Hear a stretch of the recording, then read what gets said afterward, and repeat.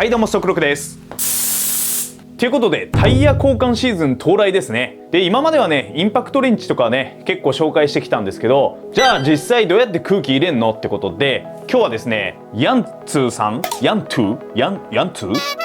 んの電動の空気入れ、こちらね今回提供していただきましたんで、時期もちょうどいいだろうということでこちらを紹介していきたいと思います。で普段はね先ほどブシューってやった通りコンプレッサーで空気入れて同時に空気圧も測ってるんだけど、こ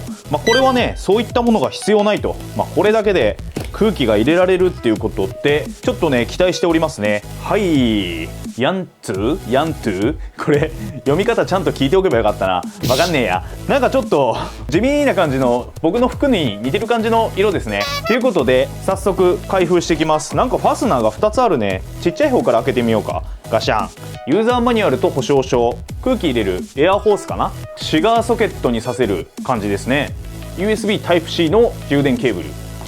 ルって言いましたけど、これね充電式なんですよ。はい、あとなんかヒューズと多分浮き輪とかに使うやつかな。じゃあ次こっちは本体でしょうね。結構でかいな。でかいのか小さいのか、なんかがっちり入ってて取れない。はい来た。はいなんかブルーって書いてたんですけどネイビーですね。濃い紺色って感じ。見た目は悪くないんじゃないかな。本当にこんなんで空気入れれんのって正直思ってるんだけど、かなりね疑ってますよ今回は。今までコンプレッサーで入れてたからさ、本当にこんなんだけで入れれんのかね。ここいいのありますね。これペリペリですよ。これペリペリ。おお、はいヤントゥっていうことで、使い方よくわかんないんだけど、とりあえず充電式っていうことは分かってるので充電していきたいと思います。充電は先ほど紹介したこの Type-C ケーブルでしょうね。差し込み口どこだろう。横かな。あったこれだ。こっちではまず充電していきたいと思います。なんか挿したんだけど何の反応もねえな。なるほど、インジケーターここなんだ。この横ね USB Type-C の横、ここ赤く光ってますね。これが充電中のランプみたいですね。まずこのまま放置しておきます。これ今思ったんだけど、ここテカテカしてて顔映りそうになるね。これ怖えな、やめてくれよ。これねバッテリーね 6000mAh なんですよ。なので結構充電時間はねかかりそうですね。で先ほどのねノズルなんですけど、ヒューズの他にノズルが3種類入ってまして、ボールとかあと自転車とかゴムボートとかそういうのですね、そういったものに対応するノズルが付属しております。通常は車のタイヤに空気を入れるかと思うんで、その場合はこのホースだけで使用するっていう感じになります。で先にちょっと外観なんかをねレビューしちゃいたいなと思うんですけど、ネイビーの何て言うんだろう、脂肪加工がしてるようなツルツルしたプラスチックではなくて、ちょっとザラザラしたプラスチックの素材ですね。今回ネイビー提供していただきましたけど、ブラックもあるそうです。で本当はねこのシガーソケットを使った電源の取り方だと別に充電しなくてもすぐに使えるんだけど、今回はねせっかくバッテリーでも使えるってことで、こっちのね 12V のシガーソケットだったらなんとなく空気入れれるんだろうなって予想はつくんですよ。これ多分使えるんだろうなとは思うんですけど、自分がねちょっと気になるのはこのバッテリー駆動で本当にタイヤ入れれるかってことをね今回一番検証したいんで、あえてね充電して使っていきたいと思います。ただ 6000mAh なんでかなり時間かかると思うんですよね。多分3時間かかるよね。 5V2A で充電してくれって書いてたんで、めちゃくちゃ時間かかるだろうなと思ってたんですけど、カラッカラじゃなかったんでしょうね。1時間ぐらいで緑のランプになりましたので満充電になりました。ということでね、とりあえずこのバッテリー機能を使ってタイヤに空気を入れてみたいと思います。はい、ということでタイヤを持ってきました。今回はねこのハイエース用のタイヤですね。サイズはね215の 65R16、 こちらのタイヤに空気を入れていきたいと思います。今ちなみに空気圧どれぐらい入ってんだろうね。よいしょ、先にそれを確かめてみましょうか。見えるかな。じゃあ差し込んでみます。どのぐらいだろう。俺には見えてないんだけど、あんまり280ぐらいかな。280キロパスカルですね。ということで、いつもね自分は350ぐらい入れるんですけど、ワンシーズン物置に置いておくとだいたいこれぐらいもう空気圧下がってるんですよね。ということで毎回タイヤ交換した時には空気圧を必ずチェックしてね、規定の空気圧になってるかどうかっていうのをね必ず確認しなきゃいけないと思います。なので一家に1台こういう空気圧チェックできるものとか空気を入れれるものとか、あった方がいいと思うんですけど、なかなかコンプレッサーって騒音も気になりますんで、近所迷惑を考ええたりするとね、なんかそんなに持ってる人って多くはないと思うんですよ。なのでバッテリータイプのこのヤンツー、こちらがね充電タイプで使える、またはシガーソケットで使えるってことであれば結構いい商品なのかなとは思ってるんですけど、先ほども言った通りかなり怪しく思ってます。で使い方はねちょっと一通り見たんだけど、まずこの線ですね、このホースどっちでもいいと思うんだけど、本体こっちですね、はい、これにガシャッと入れると、差し込んでレバーをカチッとロックすると、はい、これで OK ですね。でもう片方をタイヤのバルブですね、ザクッとはい、差し込んでロックすると、これで準備が完了ですね。ではね電源を入れてみたいと思います。奥まで押さなきゃダメですね。おおすげえ、これ今の空気圧じゃん。275キロパスカルって出てますね。で実際にこの横のボタンを押して操作するみたいなんですけど、まずねこの R ボタンですね、123みたいな感じで何パターンかね登録できるみたいですね。なので、複数車所有してる人だったら1で設定してるのと2で設定してるのと、設定する空気圧を変えて登録しておける、そんな感じの機能になってるみたいです。で説明書には SUV の車、あと普通のセダンの車、あとバイク、自転車みたいな感じで4種類ここの表示が変わるって書いてるんですけど、今これもらったやつはね車のマークは1つで、あとはユーザー1、2、3みたいな感じで登録できるような感じに変更されてるのかな、これこんな感じになってましたね。今回はこの車のマークでいいでしょう。でこの下の中一周ぐるって回ってるようなこのマーク、右下ですね、これを押すと今、キロパスカルになってましたけど、単位をねいろいろ変えれるみたいです。自分はいつもゲージ自体がキロパスカルなのでこのままキロパスカルで設定したいと思います。で今回のターゲットは350キロパスカルなので、このプラスボタンを押してここかな、はい、350と、はい OK ですよ。で最後にこの再生ボタン、これを押すとスタートするみたいですね。ということでじゃあスタートボタンを押していきたいと思います。スイッチオン。おお上がっていってる。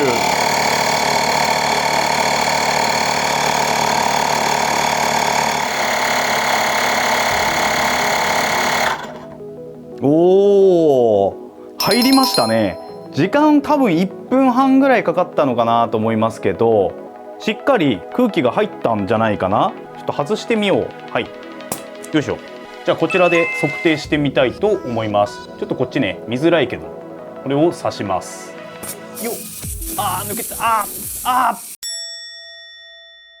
今330で350にしてそれなりに音はするんだけど、でもそれなりですね。室内でやってこの音量なんで、外でやったらそうでもないんじゃないかな。日中だったらそんなに気にならないような気がする。でもう一回外してみます。ただこの外す時に普通の以上に抜けるような気がするんで、5キロパスカルぐらい多めに入れた方がきっとちょうどいい数値になるんじゃなかろうかと思う。ではもう一回測ってみます。いくぞ。ほら、よし、どうでしょうか。350、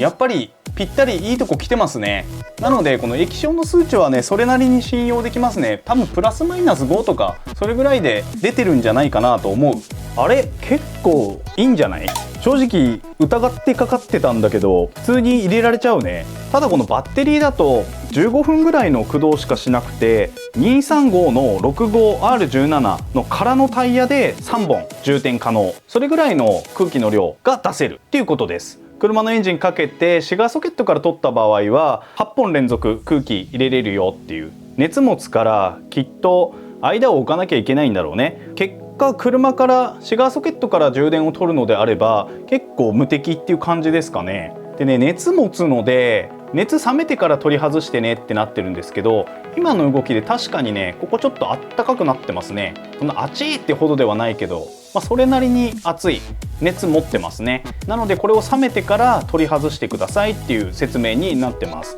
これコンプレッサーとか持ってない人は本当にいいかも。ちゃんと入れれるよこれで。で一応ね今350キロパスカルまでやりましたけど1050キロパスカルまで入れられるっていうことみたいです。仕様ではこれそこまで上がるのかな。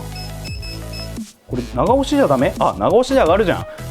なんだよ、一生懸命ポチポチ押してたよ。1050までいくのかな。なんか4桁表示されないような気するんだけど、やっぱり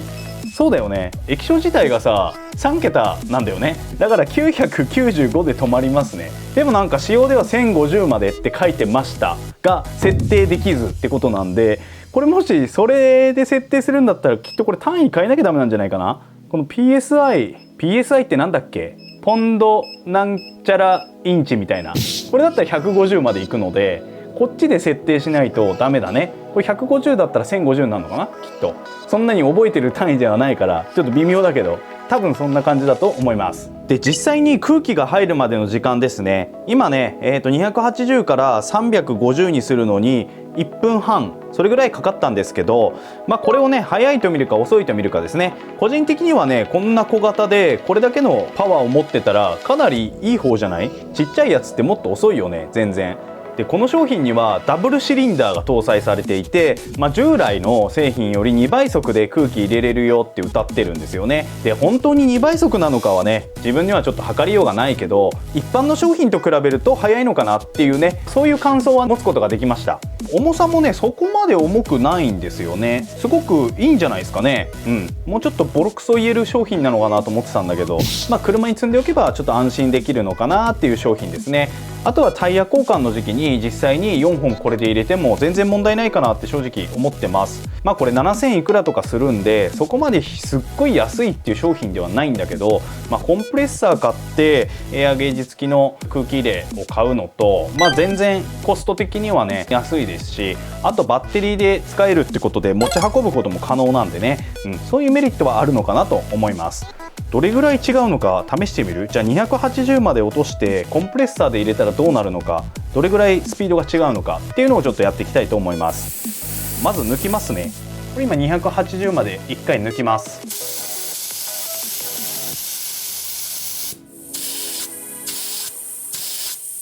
こんなもんかな。自分のコンプレッサーもそんな大きくはないので多分ね空気入れてる最中にちょっと圧力弱まってブーンって動き出すと思うんだけど、そこはご了承ください。じゃあ350まで入れていきます。いきます。はい、こんなもんですね。ということで今350まで入れました。多分15秒ぐらい、それぐらいでコンプレッサーだと入れることができます。大きいコンプレッサーだったらもうちょっとね余裕のある動きをしてくれるのかなと思いますね。なのでスピードを求める人はやっぱりコンプレッサーの方がいいんだけど、これどうしてもね握ったりして自分で調整する必要がありますよね。でもねこいつはね自分でセットした値に勝手に調節してくれるので、これもねメリットなのかなと思いますね。つないでスイッチポンで終わっちゃうんでね。そして結構この液晶も分かりやすいよね。デジタルなんでこれ350にしちゃえばいいっていう話なんで、一般の車だとねもっと230前後とかかな、240とか多分それぐらいだと思うんで、こうやってセットしてまたはさっきのこの車のマークじゃなくてユーザー1とかにね登録しておくとそれが記憶されるみたいなので、250なら250でこれを固定しておくと。そうすると後で切り替えた時も250の設定になってますんで、なのでここで登録してあげて、あとは毎年ただセットして、スイッチをポンと押すと、それだけでちゃんと決まった空気圧に設定することができるということで、これ結構ありだね。おすすめできるかというと、何も今空気を入れる術がない人にはもちろんおすすめできます。で自分ね昔ね自転車用の空気入れシコシコするやつあるでしょ、こうやってシャカシャカシャカシャカって、あれでね車のタイヤ気合で入れてたことあります。もうね腕がパンパンになりますね。車2台分ねそれでやってたんでもう地獄でしたそんな過去もありまして、他にもコンプレッサー使う用事があったのでコンプレッサー買って今に至るんですけど、そんな思いをしてる人もしいるとするならば迷わずこれ買ってください。絶対幸せになれます。最後にねどんな人におすすめかなんですけど、自分でタイヤ交換する人かつ空気入れ今持ってない人っ手でシャカシャカやってる人いるのかな手でシャカシャカやってる人、またはタイヤ交換だけ自分でして、ガソリンスタンドとか行って、空気圧チェックしてもらってる人、そういう方にとってはすごくいい商品かなと思います。ただ一点注意してほしいのが、これは地域とね車の形状によるかもしれないですけど、この中にリチウムイオンバッテリーが入っているので、車内の高温な場所に置いちゃうとやっぱり危険が伴いますので、ここだけはね十分注意して取り扱ってください。でまたこの商品はね概要欄に、リンクを貼っておきますので、気になる方はチェックしてみてください。ということで今日はこんな感じで終わりたいと思います。この動画を見てちょっとでも面白かった、参考になった方はチャンネル登録と高評価よろしくお願いいたします。ではまた次回の動画でお会いいたしましょう。またね。